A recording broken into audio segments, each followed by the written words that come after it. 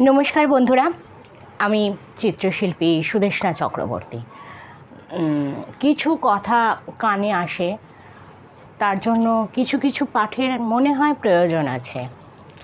যেমন বেশ কিছু বন্ধুবান্ধবের সঙ্গে কথা বলে, বা তাদের কিন্তু প্রচুর ডিগ্রি আছে, কিন্তু অনেক কথা বলে বুঝতে পারলাম তাদের মধ্যে এই বোধটা নেই যে ভারতবর্ষ তো একদিনে হঠাৎ করে স্বাধীন হয়ে যায়নি, প্রচুর এর জন্য প্রাণ আহুতি দিতে হয়েছে। এবং সেখানে একটি কথা বারবার কানে আসে, বাঙালিদের অবদানকে তুচ্ছ করা হয়। তো আজকে ভাবলাম সেই নিয়ে আমরা কিছু কথা বললি, না বললেই নয়। এখন তো বাংলা ভাষাভাষী মানুষদের ওপরেও অনেক শুনছি অ্যাটাক করা হচ্ছে। যাই হোক, এগুলো রাজনৈতিক বিষয়, আমরা ওসবে যাব না। বাঙালিদের কি অবদান আছে, আমরা যে আজ ভারতবর্ষে বাস করছি, স্বাধীন ভারতবর্ষ, সেখানে বাঙালিদের কি অবদান আছে, আমরা কিছু কিছু মানুষ সম্পর্কে, সেই সব শ্রদ্ধেয় মানুষদের অবদান নিয়ে একটু কথা বলি, হয়তো অনেকের উপকারে আসবে। প্রথমেই আজকে যার কথা বলবো তিনি হচ্ছেন মাস্টার দা সূর্য সেন। তো কথা না বাড়িয়ে আগে আমরা একটু একটু করে তাদের সম্পর্কে শুনে নিই। অধিনায়ক সূর্য সেন অন্তরালে শপথ নেন, চট্টগ্রামের অস্ত্রাগার তাঁরাই নেবেন দখল তার। জালালাবাদের অভিযান শীর্ষ সেনানী বাড়ায় মান, অসম সাহসে প্রাণ ঢলে স্বাধীনতা দ্বীপ দেয় জেলে। সূর্য সেন 1930 সালের 18 এপ্রিল জন্ম। ঠিক রাত 10টায় শুরু হবে অভিযান। চট্টগ্রামের বিপ্লবীরা তাদের দলনায়ক সূর্য সেনের নেতৃত্বে অনড় অটল দুর্জয়। তারা ঠিক করেছেন যেমন করে হোক চট্টগ্রাম শহরকে তারা ইংরেজ শাসন মুক্ত করে স্বাধীন করবেন। স্বাধীন বাতাসে বুক ভরে শ্বাস নেবেন তারা। হোক ছোট্ট চট্টগ্রাম, তবু বিন্দুর মধ্যেই সিন্ধু। দলে দলে বিভক্ত হয়ে বিপ্লবীরা ছড়িয়ে পড়লেন। বিচ্ছিন্ন করা হলো ট্রেন লাইন, টেলিফোন, টেলিগ্রাফ যোগাযোগ। চট্টগ্রাম যখন এখন বিচ্ছিন্ন, ঘড়ির কাঁটা ধরা সময়ে আক্রান্ত হলো অস্ত্রাগার। দলনায়কের নির্দেশে অনন্ত সিংহ, লোকনাথ বল, গণেশ ঘোষ আর অম্বিকা চক্রবর্তী দলবল নিয়ে লুট করলেন দুটো অস্ত্রভাণ্ডার। বিপ্লবীরা প্রেসিডেন্ট পদে বরণ করলেন তাদের সর্বাধিনায়ক সূর্য সেনকে। ভারতবর্ষের মাটিতে তাদেরই হাতে প্রথম স্বাধীন সরকারের প্রতিষ্ঠা হলো। এবার বিপ্লবীরা সবকটি দলের সঙ্গে মিলিত হতে চাইলেন, কিন্তু বাদ সাধল যুদ্ধবাজ ইংরেজদের রণকৌশল। ইংরেজ সরকার মেশিন গান নিয়ে গুলিবর্ষণ করতে লাগলো।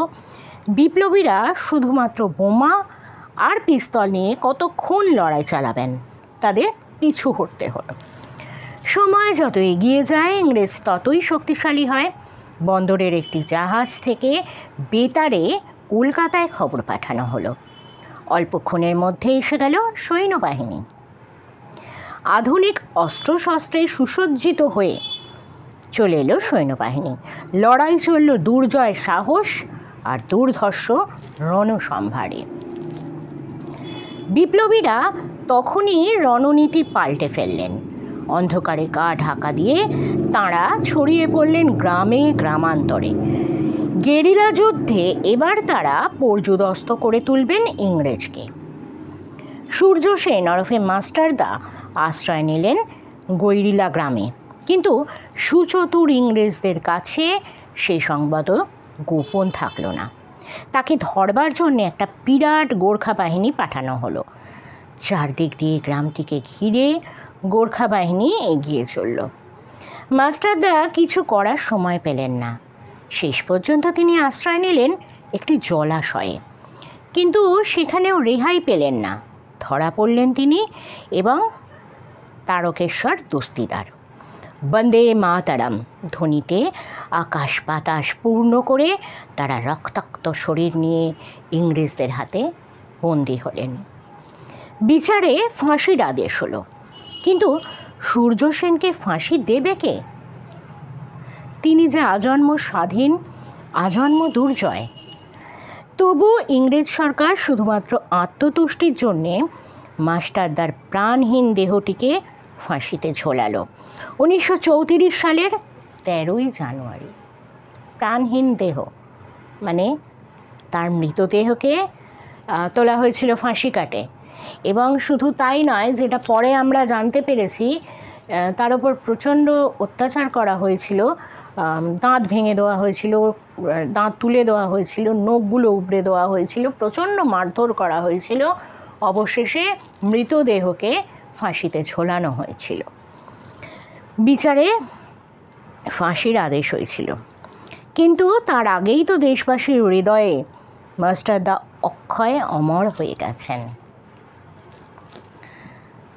বাঙালিদের অবদান কম এরকম কানে এসেছে, কিন্তু যেগুলো না বলে থাকতে পারলাম না। আপনাদের কেমন লাগলো, কেমন লাগছে অবশ্যই সান্ধ্য আড্ডায় আমাকে জানাবেন। গল্প তো আমরা শুনবই, ওনাদের গল্পও একটু শুনে নিই না, অসুবিধে কোথায়। প্রীতিলতা ওয়াদ্দেদার। চট্টগ্রামে জমাট আসর, সব ভাঙাড়ি, উঠেছে ঝড়। মাতৃভূমির এই অপচয় কিছুতেই কি আর প্রাণে সয়? প্রীতিলতা ওয়াদ্দেদার গর্জে ওঠে অস্ত্রটি তার। সূর্য সেনের অগ্নিশিখা দেশকে পড়ায় বিজয় টিকা। প্রীতিলতা। দিনটা ছিল শনিবার, 24/1932 সাল। চট্টগ্রামের সাহেব মেমদের ক্লাবে সেদিন জমজমাট আসর। নাচ, গান, হল্লা। আচমকা দুঃসাহসিকভাবে সে ক্লাব আক্রমণ করলেন বিপ্লবীরা। পিস্তল আর বন্দুকের গর্জনে ডুবে গেল হর্ষ, আনন্দ। আর্তনাদে ভরে উঠল বাতাস। এই আক্রমণের নায়িকা হলেন প্রীতিলতা ওয়াদ্দেদার, সূর্য সেনের সুযোগ্য শিষ্যা। তিনিই প্রথম অভিযোগ করেন মাস্টারদার কাছে, এদেশের মানুষের সঙ্গে এরা কি দুর্ব্যবহারই না করে। এই দাম্ভিকতা চূর্ণ করা দরকার। ক্লাবে যেভাবে এদেশের অর্থের অপচয় হয় তা অবিলম্বে বন্ধ হওয়া উচিত। বেশ, তাই হোক, সম্মতি দিয়েছিলেন মাস্টারদা। আর প্রীতিলতাকেই তিনি এই অভিযানের নায়িকা নির্বাচিত করলেন। তিনিই হবেন দলনেত্রী। আজই সেই অভিযানের দিন। গুরুর আদেশ এবং নির্দেশ যথাযোগ্যভাবে পালন করতে পেরেছেন জেনে কি আনন্দই না হচ্ছে তার। আক্রমণ যথাযথভাবে হয়েছে, সঙ্গী সাথীরাও নিরাপদ স্থানে প্রেরিত, শুধু দলনেত্রীরই স্থান ত্যাগ বাকি। তিনি তো আর আগে চলে যেতে পারেন না। অবশ্য তাকে আর যেতে হলো না, পুলিশ বাহিনী তখন ঘিরে ফেলেছে চতুর্দিক। নির্ভীক দলনেত্রী কিন্তু সেসব দেখে একটু বিচলিত হলেন না।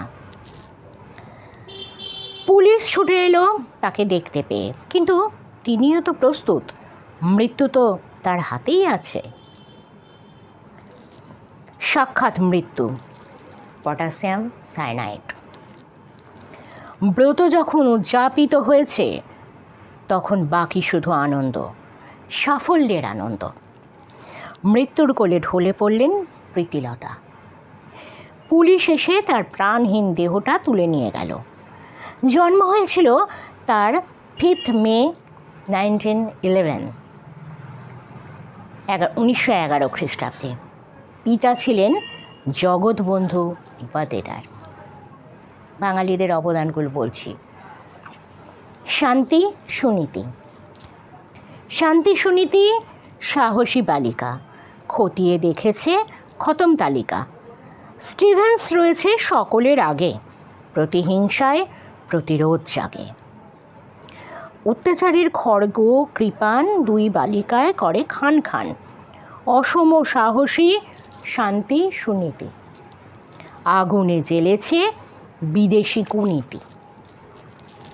শান্তি সুনীতি কুমিল্লার জেলা ম্যাজিস্ট্রেট ও কালেক্টর সিজিবি স্টিভেন্স যেমন অত্যাচারী তেমনই শয়তান প্রকৃতির। বিপ্লবীদের সমস্ত প্রচেষ্টা ব্যর্থ করে দেবার জন্য সদা তৎপর। অতএব তাকে খতম করতে হবে। করা যাবে এই অত্যাচারীকে খতম করতে? কারা যাবে? দুটি বালিকা, শান্তি ঘোষ আর সুনীতি চৌধুরী। এত ছেলে থাকতে মেয়েরা কেন? কারণ মেয়েরাই বা কম কিসে? কোনোদিনই কম ছিলেন না, এখনও নেই, আগেও ছিলেন না। তারাও পারে আগুন জ্বালতে। এতদিন তারা সলতে পাকিয়েছে, তেল জুগিয়েছে, এবার তারা নিজেরাই আগুন জ্বালাবে। পরাধীনতার জ্বালায় তারাও একইভাবে জ্বলছে। ঠিক হলো, নেতৃত্বে থাকবেন অখিল নন্দী আর নির্মল ভট্টাচার্য। ময়নাবতীর গহন অরণ্যে গোপন বৈঠকে সব সলা পরামর্শ ঠিক হলো। একটা দরখাস্ত হাতে নিয়ে তারা সরাসরি স্টিভেন্সের কোয়ার্টারে যাবে, তারপর তাদের আবেদন জানাবে। স্থানীয় বালিকারা একটি সাঁতারের ক্লাব প্রতিষ্ঠা করতে চায়। স্টিভেন্সকে পেতে চায় পৃষ্ঠপোষক হিসেবে। বালিকা বলে তাদের ঢুকতে কেউ বাধা দেবে না। স্টিভেন্স সই করতে গেলে প্রথম গুলি করবে সুনীতি, তারপর শান্তি। গায়ের চাদরের নিচে লুকোনো থাকবে গুলি ভরা রিভলভার। তারিখ ঠিক হলো 1931 সালের 14ই ডিসেম্বর। নির্দিষ্ট দিনে সকাল থেকেই দুজনে প্রস্তুত। যথাসময়ে গাড়ি এসে তুলে নিল দুজনকে। হু হু করে ছুটে চলল গাড়ি। গাড়ির মধ্যে দলপতির হাত থেকে পেলেন দরখাস্ত আর দুটো গুলি ভর্তি রিভলভার। জেলা শাসকের সরকারি আবাসনের সামনে দুটি বালিকা নেমে এলেন। ভাড়া মিটিয়ে এগিয়ে গেলেন খাস কামরার দিকে। ভাড়া হাতে নিয়ে নীরবে বিদায় নিলেন দলপতির বিশেষ দূত। খাস কামরার দরজায় বসে থাকা পিয়নের হাতে স্লিপ দিয়ে অধীর আগ্রহে অপেক্ষা করতে লাগলেন দুটি বালিকা। একটু পরে ডাক পড়ল। অকুতোভয় বালিকা দুটি এসে দাঁড়ালেন দোর্দণ্ড প্রতাপ স্টিভেন্সের মুখোমুখি। দরখাস্ত হাতে নিয়ে স্টিভেন্স না পড়েই পাশের ঘরে চলে গেল। স্বভাবতই উত্তেজনায় তখন দুটি অগ্নিস্ফুলিঙ্গ কাঁপছে, কিন্তু না, একটু পরেই ফিরে এলো স্টিভেন্স। হাতে সেই দরখাস্ত। কোনো মন্তব্য লিখতে যাবে এমন সময় ট্রিগার টিপলেন সুনীতি। দুহাত দূরে থেকে লক্ষ্যে ভুল হবার কথা নয়, সোজা গিয়ে সেটা বিঁধল স্টিভেন্সের বুকে। তারপর দুজনের রিভলভার থেকে আরও অনেক গর্জন হলো, তবে সেটা আনন্দের বিস্ফোরণ মাত্র। স্টিভেন্স ততক্ষণে মাটিতে লুটিয়ে পড়েছে। কঠোর প্রহরার হাতে ধরা পড়লেন দুই বালিকা। আদালতে পাঠানো হলো। শাস্তি হলো যাবজ্জীবন কারাদণ্ড। ফাঁসির আদেশ হবার উপায় ছিল না, কেননা দুজনেই তখন বালিকা ছিলেন। কেমন লাগছে অবশ্যই কমেন্ট বক্সে কমেন্ট করে জানাবেন, কারণ আমরা এদের ঘটনা এখনকার ছেলেমেয়েরা তো একেবারেই শুনতে বা পড়তে পারে না, এবং আমরাও কোনো এক সময় পড়েছিলাম, সেটা ভুলে যাবার পথে। কিন্তু ওনাদের কথাও তো মাঝে মাঝে স্মরণ করা দরকার, তাই তো এই জন্যেই ওনাদের জন্য আজ পাঠ করছি। এরাই হচ্ছেন অমৃতস্য পুত্রা।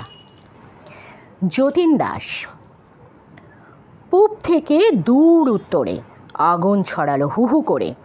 লৌহ মানব যতীন দাস লাহোর জেলেতে হলো নিবাস। বন্দি তারা কি মানুষ নয়? এই প্রতিবাদে দেহের লয়। আশফাকুল্লাহ ভগৎ সিং ফাঁসির মঞ্চে হলো বিলীন। যতীন দাস। বিপ্লবী যতীন দাস গ্রেপ্তার হলেন 14ই জুন 1929 তারিখে। তাকে কারারুদ্ধ করা হলো লাহোর জেলে। দিকে দিকে বিপ্লবের লেলিহান শিখা দেখে ইংরেজ সরকার তখন আতঙ্কিত। বিপ্লবী দেশপ্রেমিকও তখন তাদের চোখে আসামির মতো। তাই কর্তৃপক্ষ একটা ঘৃণ্য সিদ্ধান্ত নিল, সমস্ত রাজনৈতিক বন্দীকে থাকতে হবে দাগি আসামিদের সঙ্গে। রাজনৈতিক বন্দীরা এই প্রচেষ্টার তীব্র প্রতিবাদ করলেন, কিন্তু তাতে প্রতিকার না হয়ে শুরু হলো নির্যাতন। কয়েকজন বন্দী অনশন শুরু করলেন। অনশন কর্মীদের মধ্যে ছিলেন অগ্নিযুগের দধিচি যতীন্দ্রনাথ দাস।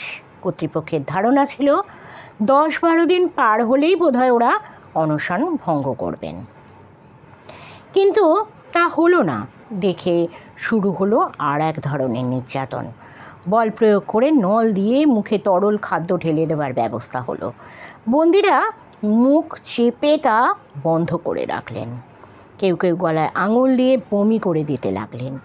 কিন্তু বিপ্লবীদের অভিধানে আত্মসমর্পণ বলে কোনো শব্দ নেই, আপোষ মীমাংসা বলে কোনো পদ্ধতি নেই।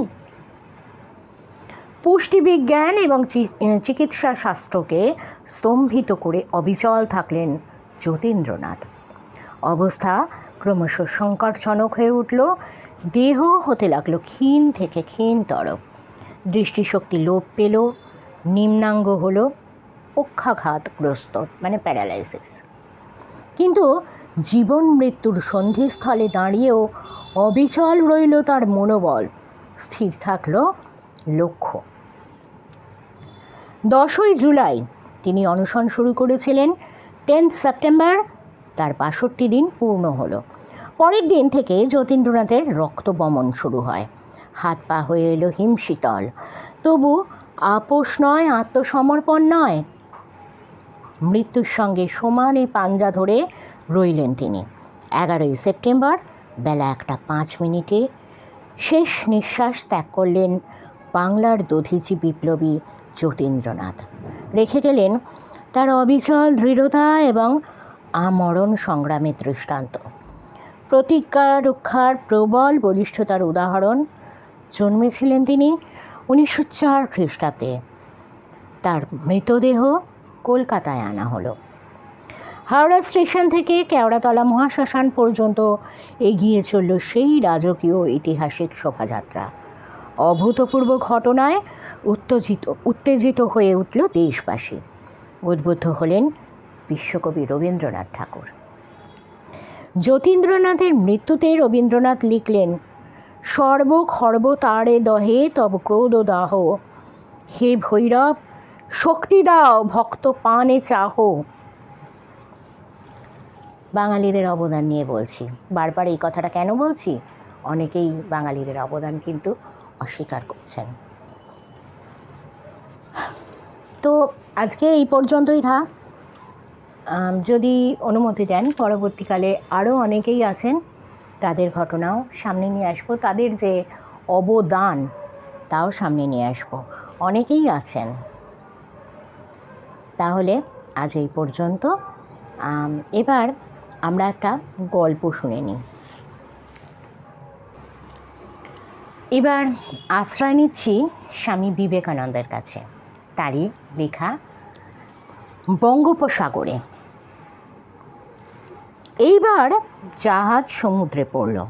ওই যে দূরাদশ চক্র, ফক্র, তমাল, তালি, বনরাজি ইত্যাদি ওসব কিছু কাজের কথা নয়। মহাকবিকে নমস্কার করি, কিন্তু তিনি বাপের জন্মে হিমালয়ও দেখেননি, সমুদ্রও দেখেননি, এই আমার ধারণা। এইখানে ধলায় কালোয় মেশামেশি। প্রয়োগের কিছু ভাব যেন সর্বত্র দুর্লভ হলেও গঙ্গাধারে প্রয়াগে চ গঙ্গা সাগর সঙ্গমে, তবে এই জায়গা বলে ঠিক গঙ্গার মুখ নয়। যা হোক, আমি নমস্কার করি সর্বতোহ খিসি রোমুখং বলে। কি সুন্দর! সামনে যত দূর দৃষ্টি যায় ঘন নীল জল তরঙ্গায়িত, ফেনিল বায়ুর সঙ্গে তালে তালে নাচছে। পেছনে আমাদের গঙ্গা জল, সেই বিভূতিভূষণা, সেই গঙ্গা ফেনী সীতা জটা পশুপতে। সে জল অপেক্ষাকৃত স্থির। সামনে মধ্যবর্তী রেখা।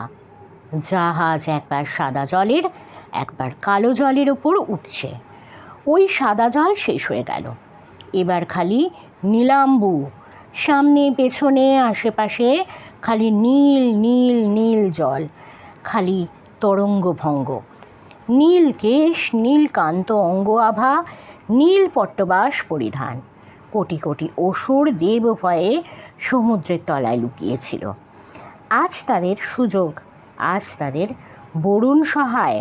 পবনদেব সাথী, মহাগর্জন, বিকট হুঙ্কার, ফেনময় অট্টহাস। দৈত্যকুল আজ মহোদধির উপর রণতাণ্ডবে মত্ত হয়েছে। তার মাঝে আমাদের অর্ণবপোত।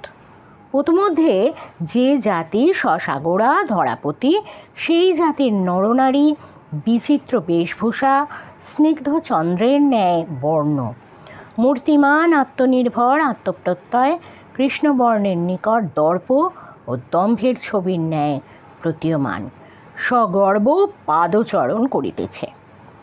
উপরে বর্ষার মেঘাচ্ছন্ন আকাশের জীমূত মন্দ্র, চারিদিকে শুভ্রশির তরঙ্গকুলের লম্ফ ঝম্প গুরুগর্জন, পোতশ্রেষ্ঠের সমুদ্রবল উপেক্ষাকারী মহাযন্ত্রের হুহুঙ্কার। সে এক বিরাট সম্মিলন। তন্দাচ্ছন্নের ন্যায় বিস্ময়রসে আপ্লুত হইয়া শুনিয়াছি। সহসা এই সমস্ত ভেদ করিয়া বহু স্ত্রী পুরুষ কণ্ঠের মিষ্টনোৎপন্ন গভীর নাদ ও তার সম্মিলিত rule Britannia rule the waves মহাগীতধ্বনি কর্ণকুহরে প্রবেশ করিল। চমকিয়া চাহিয়া দেখি জাহাজ বেজায় দুলছে, আর তু ভায়া দু হাত দিয়ে মাথাটি ধরে অন্নপ্রাশনের অন্নের পুনরাবিষ্কারের চেষ্টায় আছেন। সেকেন্ড ক্লাসে দুটি বাঙালি ছেলে পড়তে যাচ্ছে। তাদের অবস্থা ভায়ার চেয়েও খারাপ। একটি তো এমনই ভয় পেয়েছে যে বোধহয় তীরে নামতে পারলে এক ছুটি চেঁচা দেশের দিকে দৌড়োয়, চোঁচা দৌড়োয়। যাত্রীদের মধ্যে তারা দুটি, আর আমরা দুজন ভারতবাসী, আধুনিক ভারতের প্রতিনিধি। যে দুদিন জাহাজ গঙ্গার মধ্যে ছিল, তু ভায়া উদ্বোধন সম্পাদকের গুপ্ত উপদেশের ফলে বর্তমান ভারত প্রবন্ধ শীঘ্র শীঘ্র শেষ করবার জন্য দিক করে তুললেন। আজ আমিও সুযোগ পেয়ে জিজ্ঞাসা করলাম, ভায়া, বর্তমান ভারতের অবস্থা কীরূপ? ভায়া একবার সেকেন্ড ক্লাসের দিকে চেয়ে, একবার নিজের দিকে চেয়ে দীর্ঘ নিঃশ্বাস ছেড়ে জবাব দিলেন, বড়ই শোচনীয়, বেজায় গুলিয়ে যাচ্ছে। এত বড় পদ্মা ছেড়ে গঙ্গার মাহাত্ম্য হুগলি নামক ধারায় কেন বর্তমান? তার কারণ অনেকে বলেন যে ভাগীরথী মুখী গঙ্গার প্রধান এবং আদি জলধারা। পরে গঙ্গা পদ্মামুখ করে বেরিয়ে গেছেন। ওই প্রকার টলিজ নালা নামক খালও আদি গঙ্গা হয়ে গঙ্গার প্রাচীন স্রোত ছিল। কবি কঙ্কন পুতবণিক নায়ককে ওই পথেই সিংহল দ্বীপে নিয়ে গেছেন। পূর্বে ত্রিবেণী পর্যন্ত বড় বড় জাহাজ অনায়াসে প্রবেশ করত। সপ্তগ্রাম নামক প্রাচীন বন্দর এই ত্রিবেণী ঘাটের কিঞ্চিত দূরেই সরস্বতীর উপর ছিল। অতি প্রাচীনকাল হতেই এই সপ্তগ্রাম বঙ্গদেশের বহির্বাণিজ্যের প্রধান বন্দর। ক্রমে সরস্বতীর মুখ বন্ধ হতে লাগলো। 1537 খ্রিস্টাব্দ ওই মুখ এত বুঝে এসেছে যে পর্তুগিজেরা আপনাদের জাহাজ আসবার জন্যে কতক দূর নিচে গিয়ে গঙ্গার উপর স্থান নিল। উহাই পরে বিখ্যাত হুগলি নগর। 1600 শতাব্দীর প্রারম্ভ হতেই স্বদেশী বিদেশি সদাগরেরা গঙ্গায় চড়া পড়বার ভয়ে ব্যাকুল। কিন্তু হলে কি হবে? মানুষের বিদ্যা বুদ্ধি আজও বড় একটা কিছু করে উঠতে পারেনি। মা গঙ্গা ক্রমশই বুঝে আসছেন। 1666 খ্রিস্টাব্দে এক ফরাসি পাদবী লিখেছেন, সুতির কাছে ভাগীরথী মুখ সে সময় বুঝে গিয়েছিল। অন্ধকূপের হলওয়েল মুর্শিদাবাদ যাবার রাস্তায় শান্তিপুরে জল ছিল না বলে ছোট নৌকো নিতে বাধ্য হয়েছিলেন। 1797 খ্রিস্টাব্দে ক্যাপ্টেন কোলব্রুক সাহেব লিখেছেন যে গ্রীষ্মকালে ভাগীরথী আর জলাঙ্গি নদীতে নৌকো চলে না। 1822 থেকে 1884 পর্যন্ত গরমিকালে ভাগীরথীতে নৌকোর গমাগম বন্ধ ছিল। ইহার মধ্যে 24 বৎসর 2 বা 3 ফিট জল ছিল। খ্রিস্টাব্দের 17 শতাব্দীতে ওলন্দাজেরা হুগলির 1 মাইল নিচে চুঁচুড়ায় বাণিজ্য স্থাপন করলে। ফরাসিরা আরও পরে এসে তার আরও নিচে চন্দননগর স্থাপন করলে। জার্মান অস্টেট কোম্পানি 1723 খ্রিস্টাব্দে চন্দননগরের 5 মাইল নিচে অপর পারে বাঁকিপুর নামক জায়গায় আড়ত খুললে। 1616 খ্রিস্টাব্দে ডিনেমারেরা চন্দননগর হতে 8 মাইল দূরে শ্রীরামপুরে আড়ত করলে। তারপর ইংরেজরা কলকাতায় বসালেন আরও নিচে।